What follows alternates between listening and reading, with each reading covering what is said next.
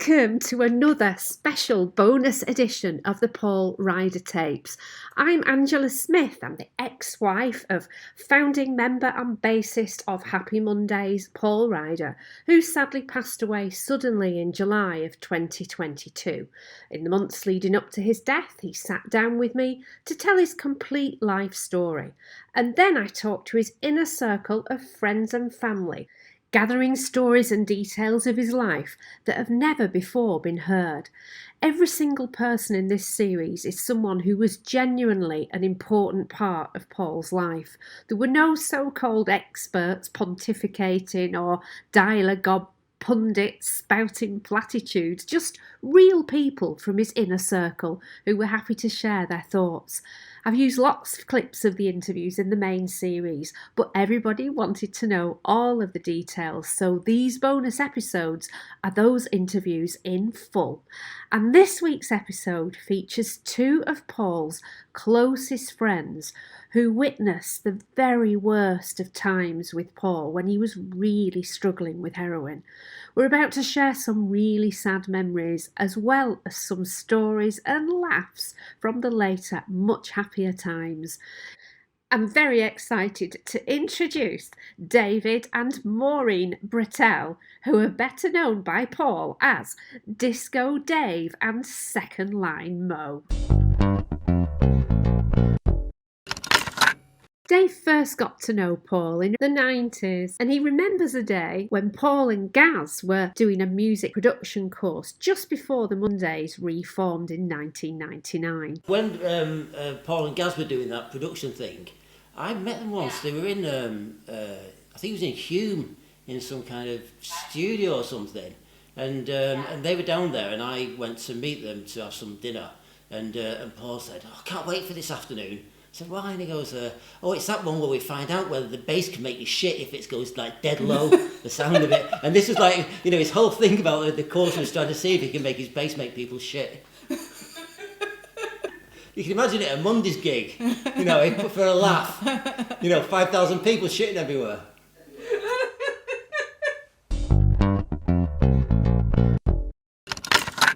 Well, my name's David. Paul used to call me Disco Dave, which you know the story about that. But my mates and Paul's mates have just been friends forever.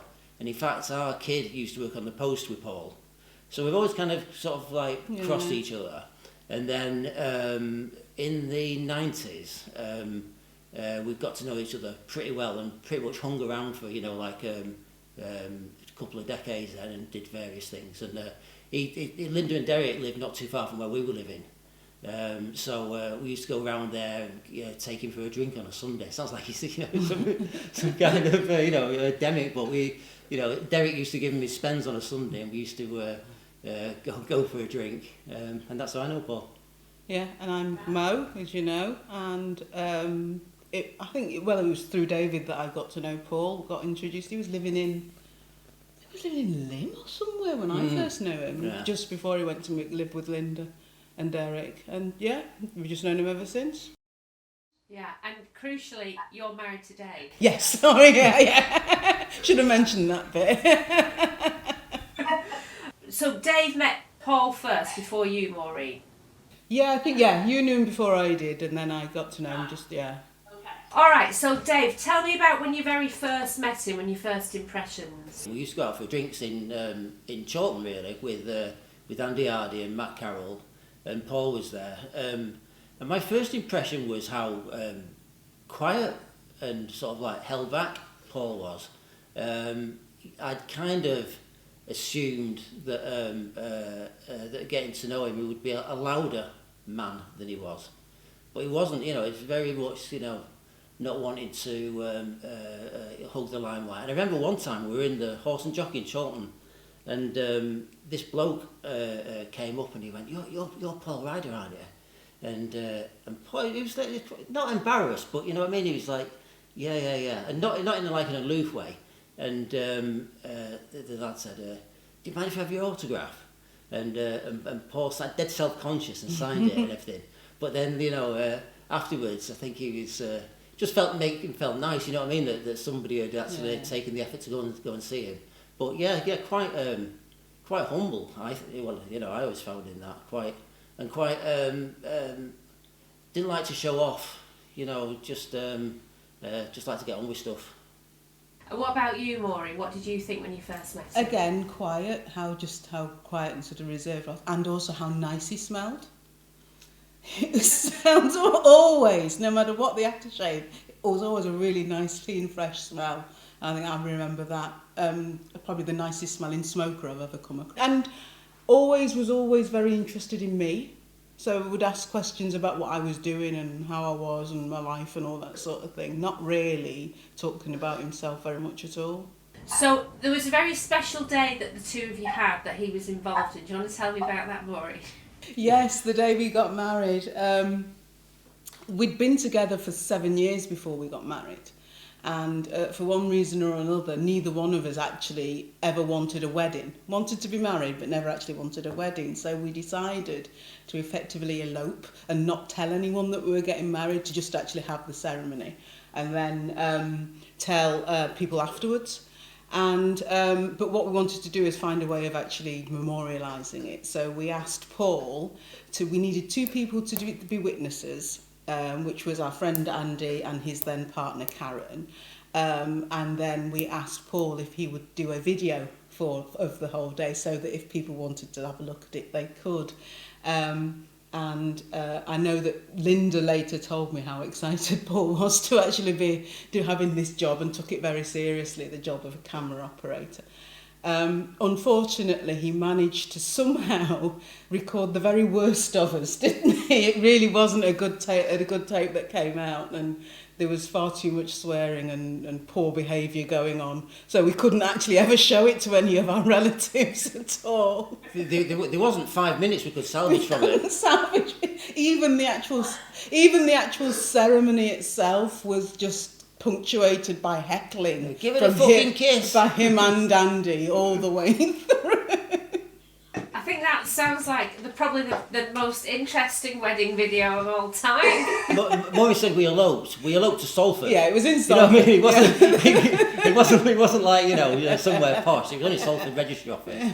And also as well, Paul, I think it's down to Paul because he needed another cigarette, but we're fashionably late as well. It's supposed to be the bride. Me and Andy and Paul went to the pub beforehand, and then we got on a drink and then another drink, and Paul had to get some cigarettes from the machine or something.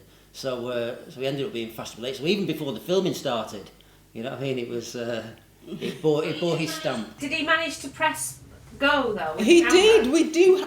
He filmed the whole day. He was there the whole day, and we'd gone for a meal in Barca afterwards, and everything. But there was just nothing that could be used because there was just this monologue going on in the background of every F word and C word and everything, just awful. Just him talking over it, you mean? He was talking over it. Andy was heckling as well. There was just it was just awful.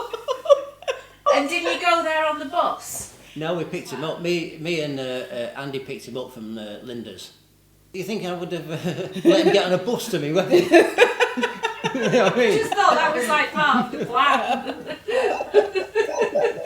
Sorry. And then the wedding night was also spoilt by Paul constantly ringing up, asking us if we were doing it yet. And just laughing his head off and putting the phone down.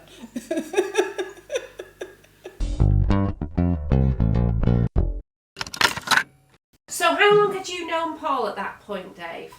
Properly know him just since the Mondays went west, at the sort of the early 90s, I suppose. Right. And what was going on in Paul's life at that point? He was kind of, I think, drifting, it was the back end of the time he was with Estrella, wasn't it? Yeah, and he'd gone back to...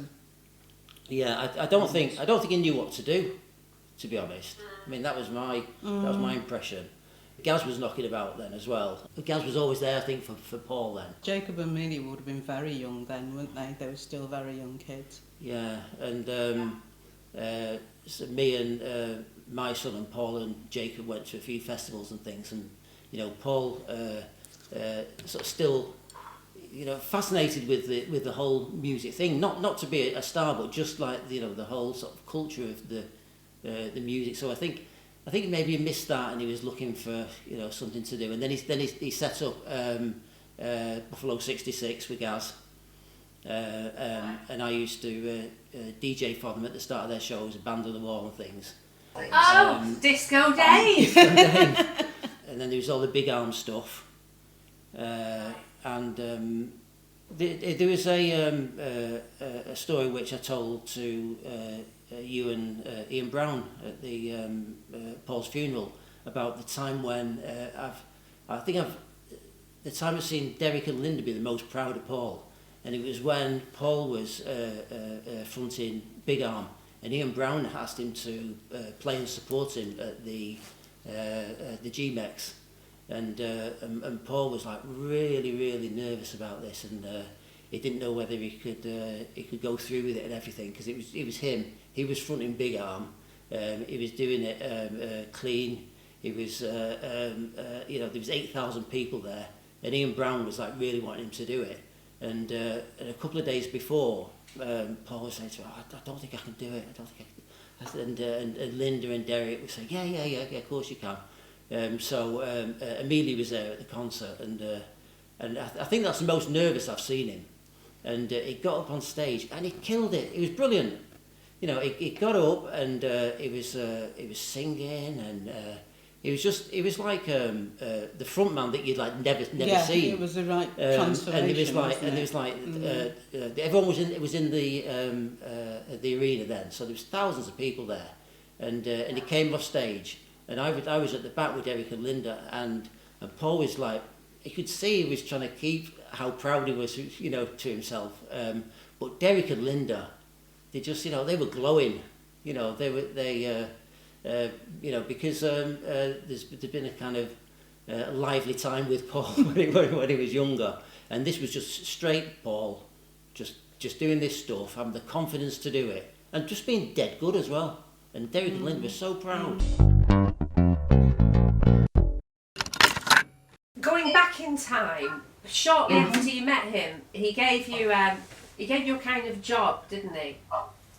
When he was still in the Mondays. Tell me about that. Paul was had to have some encouragement to go on the tour, because it wasn't going to happen if Paul wasn't going to do it. So we're going back to, this would be in 2000, would it? I'll tell you exactly when it was. It was spring 1999. And the reason I know it was then is because while you were away was when I found out I was pregnant. A little bit before that, Paul got a phone call from Huey from the Fun Loving Criminals, who said that he was playing a gig in Parr Hall in Warrington, and would Paul go along to see him? So Paul said, do you want to come and see the Fun Loving Criminals? So I said, yeah, okay. And when we were there, this bloke came up to Paul, I didn't know him from Adam, and said, hiya Paul, I've been wanting to have a word with you. And there's a guy called Simon, and he said, I really want to get the Mondays back together again. You'll be brilliant. And Paul went back and he said, I can't, I don't think I can do that. But from what I know, the rest of them said, well, it's not going to happen if Paul's not going to do it. The issue was whether going on tour, there would be temptations. So he asked me to go along, just to make sure that he stayed on the straight and narrow. And we ended up going on tour, and my job was really to keep him, to keep away from Shaun, to make sure the door was locked so nobody knocked on his door, trying to lead him astray at the night, and that was pretty much my role there. And how good was he at staying on the straight and narrow? Did he test you much? I think Paul was doing his best.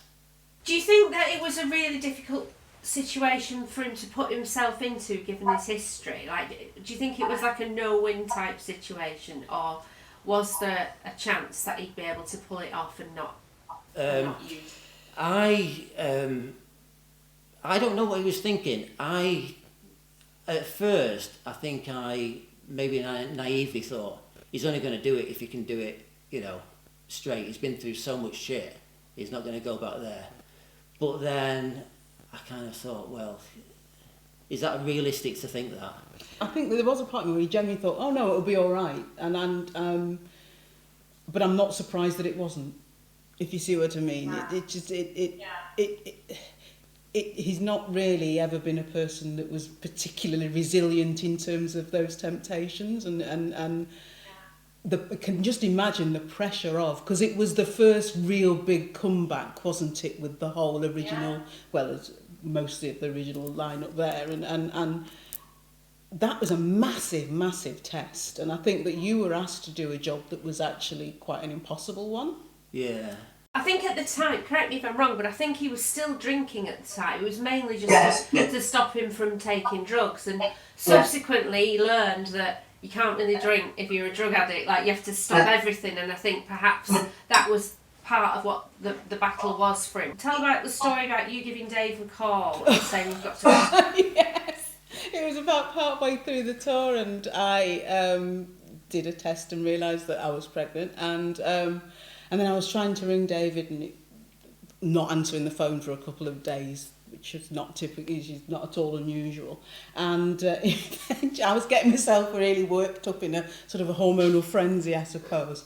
And was it a voicemail, or did I actually speak to your face? No, you spoke to me. I remember where it was. You need to get home now. I don't care what you're doing. I don't care about. You need to get home now. And you just sort of dropped everything and came along, didn't you? Yeah, Paul said to me, what was that about? I said, I've no idea. It's just Mo's going bananas. And he said, why? I said, I don't know. She just said, I've got to go home. Yeah, what do you think you've got to go home? He said, you're supposed to be here for another 2 weeks. And I said, I don't know, but she sounded like she meant it. And so I said, look, I'm just going to have to go. And I went back and then found out the news that Maureen's pregnant. I actually don't think I expected you to actually come home. I shout, when you say these things when I was in a frenzy. I was actually surprised that you did. What happened after that? There was a period where he was going and scoring, but living with Derek and Linda as well, and trying to keep it quiet from them. And they're not daft. They knew what was going on. He was at home pretty much most of the time, and me and Mo used to go to the pub on a Sunday dinner to the Barton Arms, just down from where you lived. But that was pretty much it. He was sleeping all the time. He was in his room. It was very, very obvious, I think, and the thing that was frustrating sorry to cut you off, was that the frustrating thing was that he thought that he was fooling people. Yeah. That was the thing that was frustrating, and it was almost like, don't insult my intelligence. You're going to have to work harder than that if you want to fool me. I think that was the thing that was a frustration, wasn't it? Yeah, I mean, he kept it, and he tried to keep it quiet from everybody. Do you know what I mean? I remember one time it just got bizarre. I think he kind of lost a bit of perspective. Like there was one time I went down there, and he said, "Do you want this coat?" I went, "What do you mean, do you want this coat?" And he goes, "Oh, I got it for a video shoot. So I don't want it anymore." So I said, "Well, I don't need a coat." And he goes, "Here, just take, have it. And then about 20 minutes later, he went, "Actually," he said, "you couldn't lend us 10 quid, could you?" And I thought, you think I'm daft? You're just trying to sweep me up, and then sting me for a tenner. And there was no, I didn't actually. And then he said he was like, I was a bit sulky and everything. I said, well, you can't put me in that position. You know what I mean? I would have preferred it if he'd have said, look, I'm so desperate when drugs are the life. It distorts the way you are. Yeah. From what I've seen with Paul anyway. Mm-hmm. Yeah. There was a thing with the records as well, wasn't there? Remember when he was DJing for a bit? What happened? He wasn't getting out of the house, and I was DJing all the time in Manchester then. And I said, look, I said, why don't you just go out and DJ? And I said, at least you're doing something with music and you're getting out of the house and everything. And he went, oh, I've got no records, I don't know what to do. I said, look, I know the people in the clubs. I said, I'll take you, I'll get you, a bit of expenses, and you can. I said I've got a load of records. It's just to try and give you a bit of something. And this went. The first couple of times it was okay. I think the third time we were on Oxford Road, and we'd finished doing this gig, and I said, "Do you want to go have a bit of a go for a pizza or something?" And he went, "Well, have you got some money for a pizza?" And I went, "Yeah." And he said, "Oh, you could get stoned for that." And then there was one time when he met some lad, I don't even know who he was, but Paul knew him from the old days or something.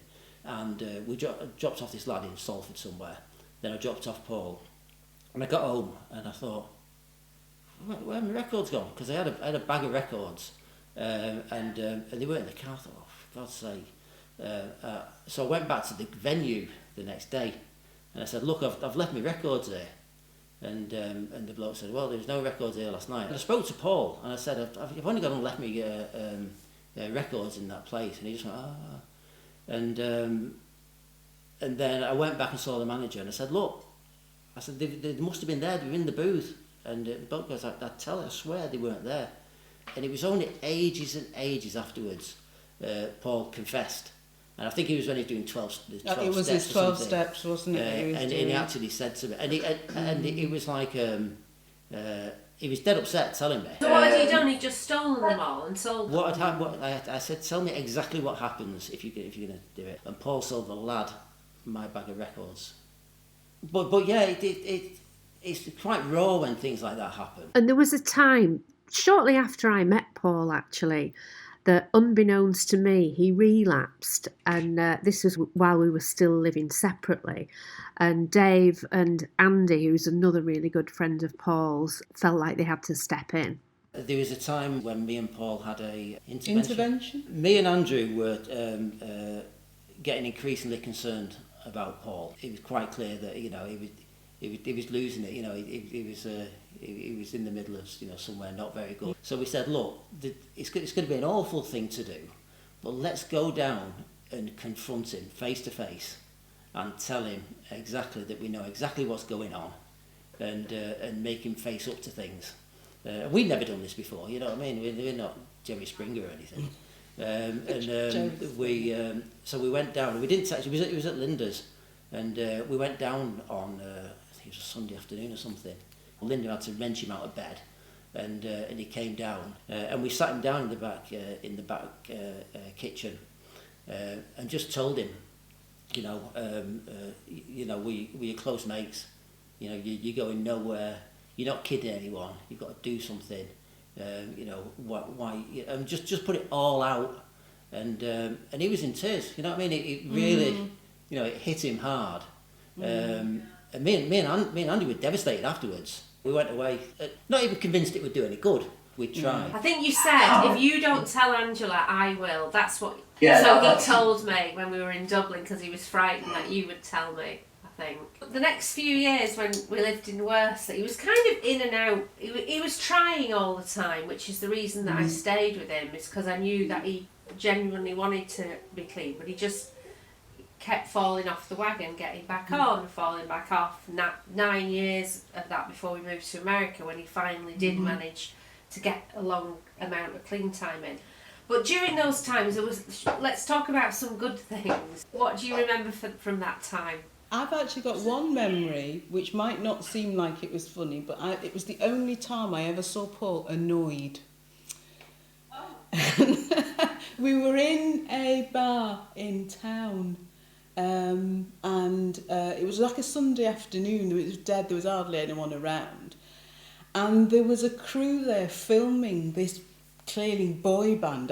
It wasn't anyone that anyone knew, but there was this boy band that were doing some filming, and we were just sort of sat to the side.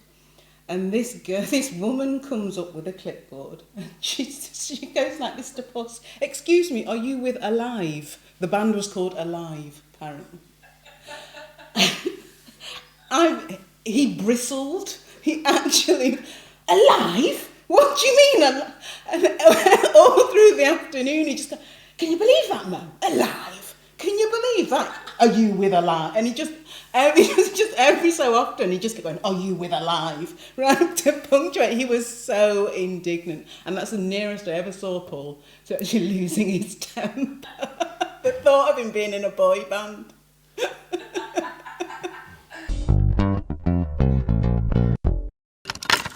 I've got a couple of nice memories to counterbalance the other ones.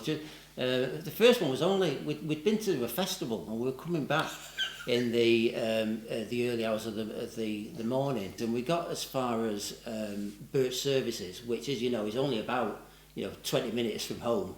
And Paul said, "Oh, I've got to stop. I've only got a couple of cigs left." I said, "You're going to be home in 20 minutes?" And he said, "No, I'll just nip in here for 40." So we pulled into Birch Services, and I noticed a bit of steam coming out the front of his car. Anyway, he went in and got his cigs, and he went, "Oh, you're not going to believe it, that bloke in there recognised me." And I said, "Yeah, well, I believe you." Anyway, we got in the car, and as soon as he turned it on, all this steam started coming out of the bonnet, and he knew from his GPO driving days that the radiator had a leak in it, and so we were up on the moors, and he said, "I can fix it." And so he went into the petrol station again and came out with a dozen eggs, and he said, "There's this trick you can use where if you put eggs in a radiator, it'll just completely sort out your mechanical problems in your car." And so we were there, and he had to. I think he got through about 3 or 4 cigarettes on the forecourt of the blooming petrol station while his car was cooling down, and then we're there cracking these eggs and putting them all in, and I just thought, he fixed it, managed to get back and everything, and I just thought, that bloke when he got home from work that morning, and his wife or whoever said, "How was work tonight?" And he went, "You're not going to believe this. Paul Ryder came in and bought a dozen eggs off me, at 2 o'clock in the morning." Me and Mo were talking about this the other day because Moy found a photograph which I didn't even know existed of Paul. And he's got my blue swimming goggles on, and we went to the Leeds festival, and we were in the backstage area, and there was a big marquee where the artists go to have something to eat, and me and Paul went in there, and there was only me and Paul in, so we were just having our food, and Paul said, what have you got in your bag there? I always carry my rucksack with me. So I said, "I don't know," and I looked in it. And I had my swimming goggles in there, my blue swimming goggles. And I think for some reason I'd been for a swim before the festival or something. Anyway, I happened to have my blue swimming goggles in. And Paul goes, "Oh, then, mega, let's have a go." So I said, "Have a go." Okay. And he goes, yeah. And he put these blue swimming goggles on. And we were having our food. And in fact, Mo's got this photograph. Looks like Cosmo Smallpiece. Which I hadn't seen. I honestly hadn't seen this photograph. Didn't know it existed. I hadn't seen it for till about 3 days ago. Anyway, this bloke comes across and he sits. There's these long benches, and he sits there and he's looking across at Paul and laughing and giggling at the fact that Paul's got these glasses on and everything. And it was Marilyn Mansion, and he was sat there and he was having his fit. Then Paul took the goggles off, and we went to the stage to watch someone. And we'd only been gone 2 or 3 minutes, and I said, "Left me swimming goggles in the marquee." So I said, "Just wait there, I'll just go back and get them." Anyway, got back, and my swimming goggles had gone, and so Marilyn Manson had gone, and so I went to the woman who served us and said, "Excuse me," I said, "Did you find any swimming goggles on the bench?" And she went, No, and I said, "Are you sure? Because I left them on there." I said, there was someone sat, and she said, "Well, he left a few minutes after you." And so Marilyn Manson went, and my swimming goggles went as well. We're not accusing. Me and Paul are convinced to this day. Paul said, "It's that Manson. I'm going to find him, get your goggles back." There's loads and loads of just dead nice stories. And also, as well, you'll know, one of the lovely things about spending time with Paul is just the stories that he just dropped in to conversations about people that he met and people that he knew. And I once said to him, I said, "Who's the best person you've met? Your pop star days and everything." And he goes, "Well, easy. Roy Wood. Remember Roy Wood in Wizard? Paul said, he's brilliant.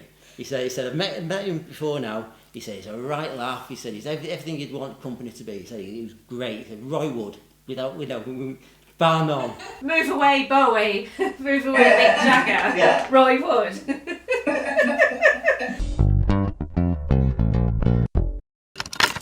He told us about going to when he went to Brazil. They were playing at that big stadium, and they got a chance to go and visit Ronnie Biggs, and he said we went up there, and we just went to meet him and sit by his pool, and he just ended up staying there for ages, and then he went on to the next bit of conversation about how he likes Holt's beer and everything. But this was it. You didn't know whether he was going to talk about loving fried eggs, needing to go and get some money for some cigarettes, or sitting by a swimming pool with Ronnie Biggs, or having a laugh with Roy Wood. And I think that was, the sort of enduring memory about Paul is that it was just this kaleidoscope of, seemingly random, but all, I've no doubt, all dead true.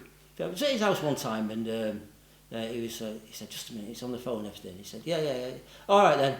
And put the phone down. I said, who was that? And he goes, oh, it's Robbie Williams. And you did just in passing, and whereas any one of these little things to people who are not in that world seemed like a big deal. But they were, I don't know, I think so many people liked Paul because he was just nice. You know what I mean? Just nice. And I think, more than anyone, it's nice.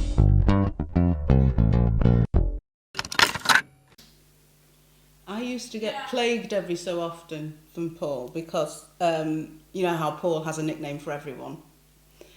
I'm second line Mo because second line Mo. Not what you think. Not what you think. Second, because he always claimed that no matter what song it was, if he said a line to me, I always knew the next line. And he would every so often just randomly test me by sort of recalling these sort of obscure funk and soul records and saying a line of them and go on and seeing if I would come back with the line. And I think I mostly did, but yeah, I got the nickname Second Line Mo for my knowledge of obscure soul and funk lyrics. And because he had a really broad view of music and liked all sorts of stuff, he used to try and catch you out, didn't he? So one time it'd be something like Isaac Hayes, and then the next time it'd be The Sweet, or or someone like that, to try and catch me out. And the reason why I call me Disco Dave, we're in Glasgow, and this couple came across and said, "Oh, excuse me, can we have your autograph?" And Paul just smiled, and I said, yeah, of course you can. And so he said, okay, and he gave this piece of paper, but he gave it to me, and I said, what? I said, do you mean it's Paul will sign it for you? And he went, no, it's for you. And I went, me? I said, who do you think I am? And this lad goes, yeah. I thought, who else do you think I am? And so they said, we've come all the way from Aberdeen to see you. I thought, what the fuck are you talking about? We booked in last night, and you're on tomorrow. So we've got tickets and everything. He said, here's a flyer. And they'd come to some club night, and the lead DJ was called Disco Dave. I thought, it's because they'd said to you originally, you're Dave, aren't you? And you said, yeah, because you are. so I signed it. Didn't want Paul's autograph. So I signed it Disco Dave, and that's where it came from.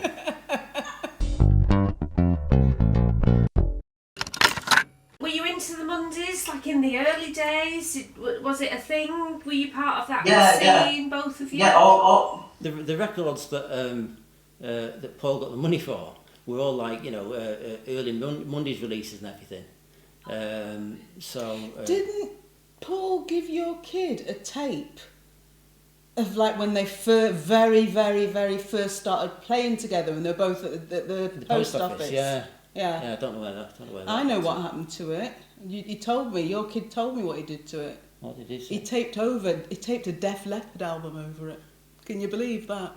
It was like they'd been like only been rehearsing for like a matter of weeks, and Paul gave David's brother's also called Paul. So Horse gave Paul it's a tape of me and my new band, and he taped a Def Leppard album over it. He still regrets that to this day. But it makes you wonder, doesn't it, how things would have been different if he not been an addict. Like if that hadn't been an issue for him, how different his life may have. Oh, maybe not. I don't know.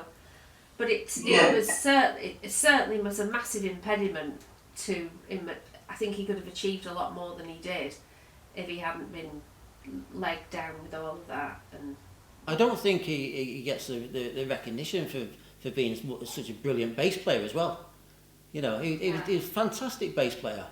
Other images of Paul, you know, was not about being a accomplished bass player as it should be. It was all about the hedonism and all that kind of stuff. One time when he was in a bad way and he was at Derek and Linda's, and Derek was saying, "You've not played your guitar for years, and but you don't even know where it is and everything." And he brought his bass downstairs, and he picked it up. Like, bear in mind, he'd been in some bad places, hadn't played it for years. Was this when he was like James Anderton? Yeah, he had a great big beard at the time. Before anyone had beards, Paul had this great big beard. It was the James Anderton years. Because he said he didn't like water hurt his face and all this kind of, he looked at it, he was put on a load of weight, he was fat, he had a big beard and everything. And he picks up this guitar, and I just thought, God, this is, it's superb.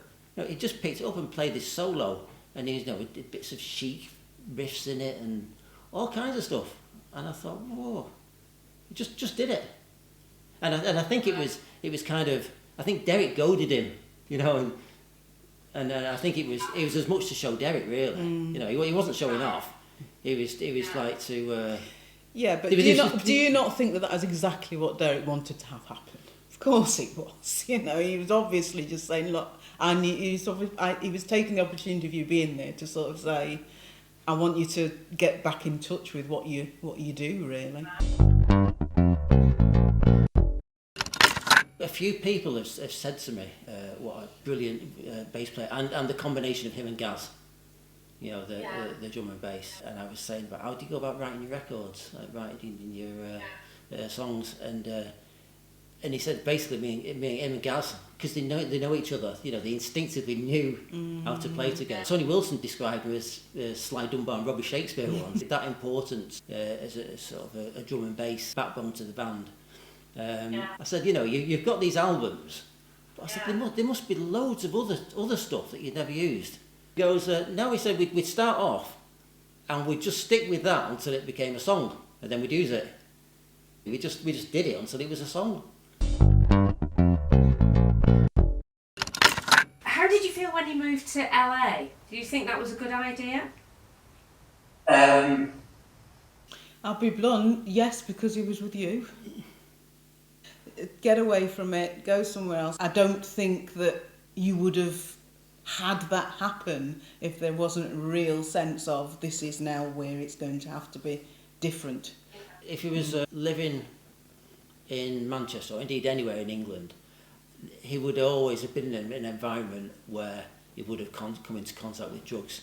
And one way or another, I don't think he would ever have got away from drugs if he didn't actually leave the country.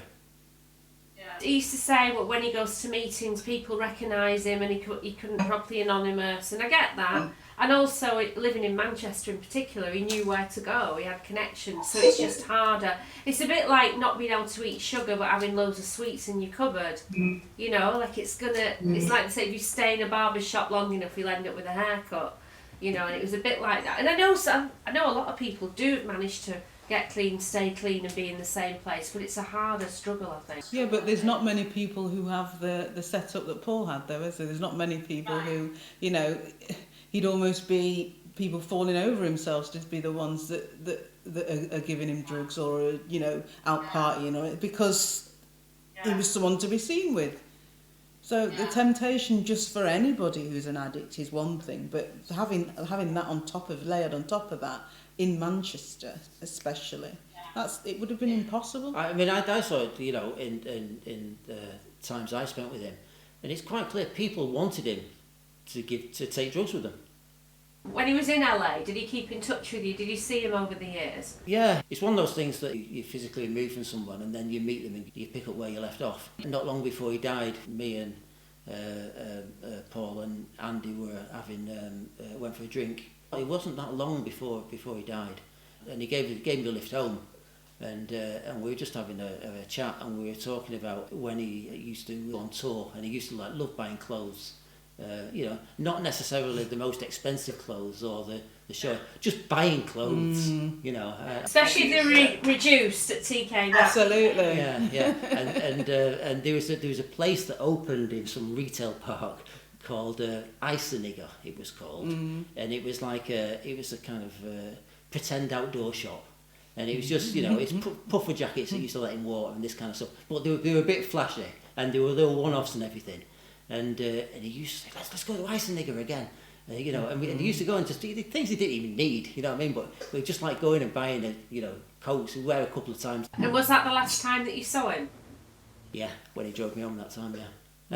And he was, I came in, because we left early, because Paul left, we left early about 10 o'clock, and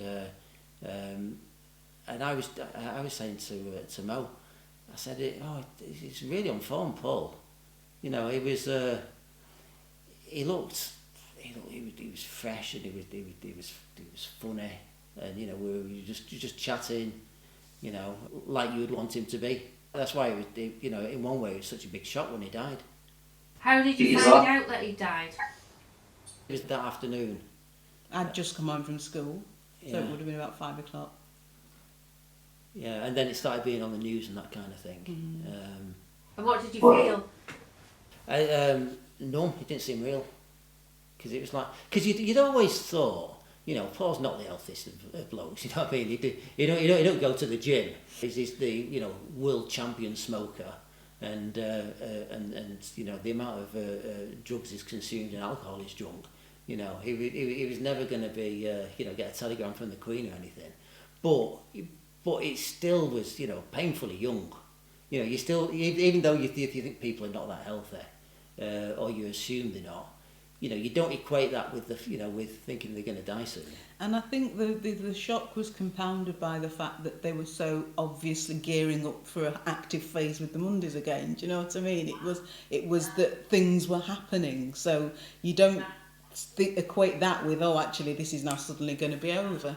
I thought that if it did happen, it would obviously be during a time where he was obviously down. Do you know what I mean? And I'll be honest with you, one of the biggest things that I thought, obviously before we found out, I got the information about how he died, was like, please don't let it be. Yeah. Please don't let it be something that people are going to draw a horrible conclusion about who he is from, you know what I mean? Don't let it be self-inflicted in any way, please don't. And that was the thing that I just had in mind as soon as I heard, or not long after, oh no, please don't. And then you sort of became very hyper-vigilant for what people might be saying. Well, there were two things. There was that, and then there was, I didn't want it to have been a drug related. Yes. But at least I feel like he's gone with some dignity. Yes, that was it. I think that's the word, dignity. That was the thing that I was really conscious of, is that I wanted him to have his dignity, and I wanted Linda to have hers as well, and the kids. I wanted everybody to still be able to have their dignity and be free to mourn and grieve without the intrusion of people who really don't know what they're talking about. And I think anybody in the public eye who dies, especially if they die of drugs, that's what people remember.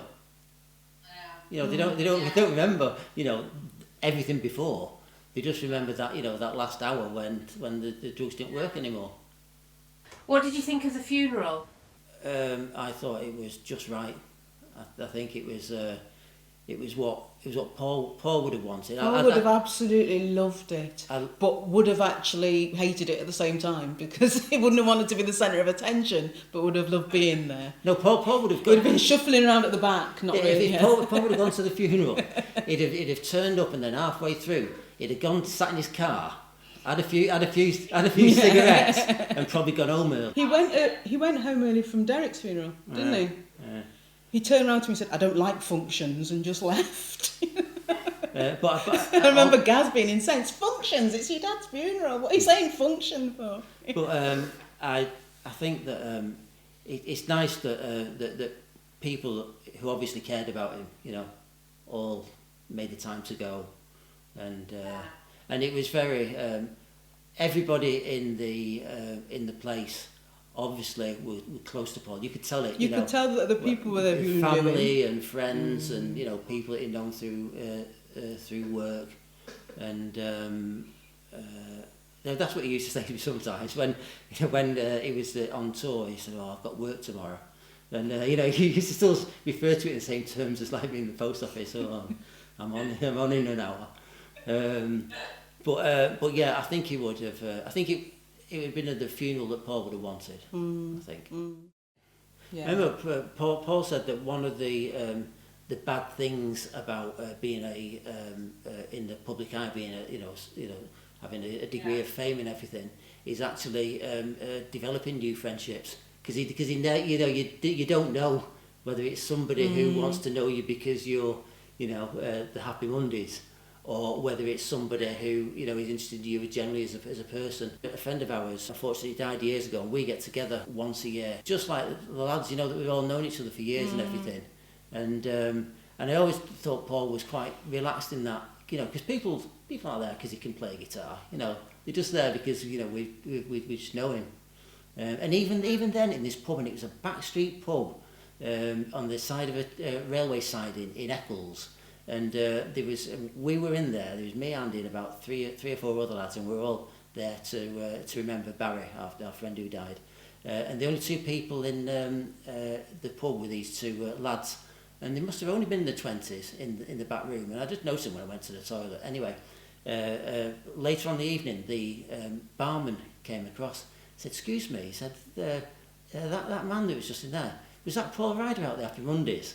And went, "Yeah," and he said, those two young lads in there saw him go to the toilet. Now they had no reason to think why Paul might be there, and yet for people who were maybe not even born when Paul was at the thing, and they just recognised him in this random pub, and that kind of it shows that he is ingrained in the place. And it shows as well how difficult it was for him to live in Manchester as well, if he's trying to be clean and not be that hedonistic. Absolutely. I remember there was one time when we took him to the Barton Arms. This was during when he was in quite a bad way, when we used to take him once a week. And what's his name was in there? Young Ryan Giggs, can you remember? And yes, not long started playing for United, Ryan Giggs. And he was in there. And as we were leaving, Ryan Giggs was sort of sat around at the side with his mates.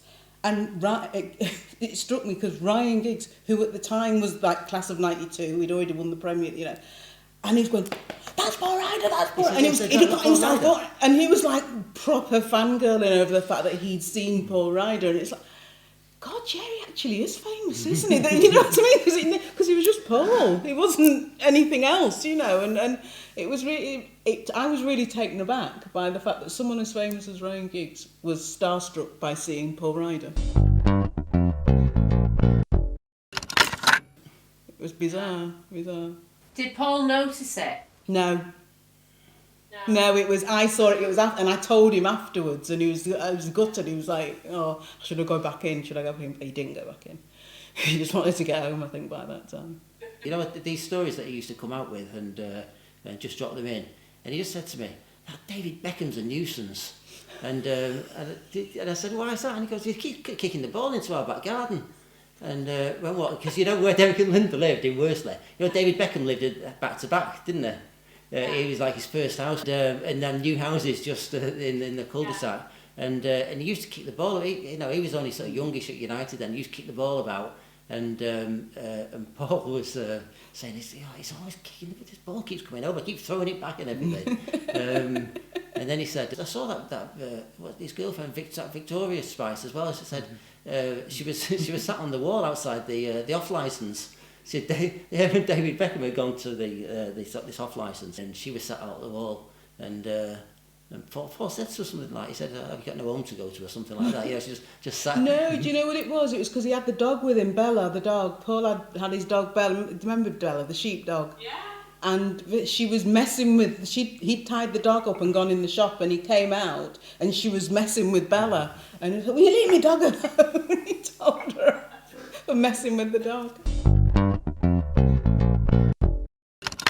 It was just always sort of in the background somewhere. Do you know what I mean? Paul was always just part of our lives in and out, and sometimes you saw him, sometimes you didn't, and you'd get a message every so often. But it was always, I always smiled when I saw him. Do you know what I mean? Whenever I saw Paul, it was, oh, it's Paul, and it was always nice to see him and nice to catch up, you know. And it's just a shame that we're not going to be able to do that anymore. Yeah, I used to get random texts from him which also always said, how are you for light bulbs? Because, do you remember that one? Because I don't know whether I had some kind of issue with light bulbs, but I invariably had been buying light bulbs when I saw him, and went and he said, have you been on light bulbs again? And I just happened to be buying light bulbs. And then for years afterwards, he used to send me texts, you all right for light bulbs? Just out of the blue. The other one you always used to do is you get sent and say, do you want an egg with that? Yeah. Oh, because I told him the story of how when I first met our mother-in-law and first went over to dinner, she made me the most random meal I've ever had in my life, which was cheese and tomato pizza, boiled potatoes and Brussels sprouts. And she just went, do you want an egg with that? And we told him that, and for the next 25 years, every so often, there'd just be a text going, do you want an egg with that? It really tickled him.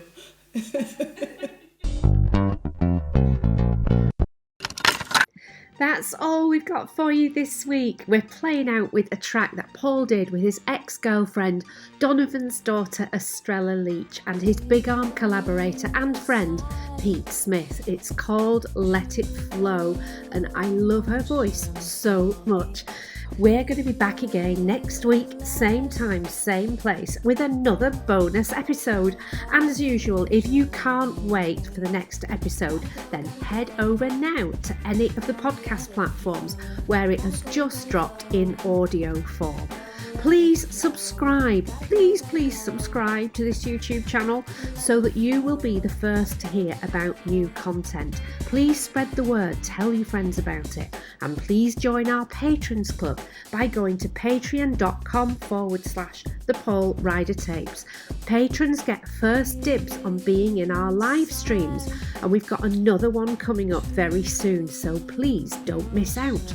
Special hello and loads of love as usual to our Sunday Club members who join us every Sunday here at 8 p.m. for our fab live chats alongside the premiere of the video. You know who you are. Have a really brilliant week, everybody. Big thanks to all of you for being here.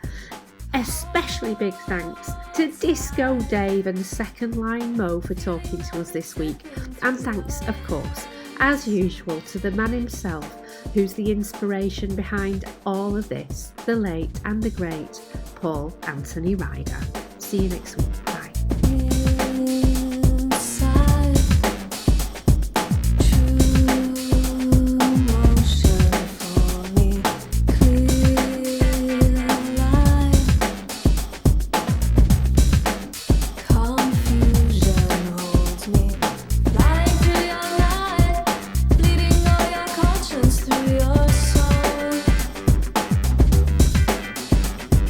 Hold tight.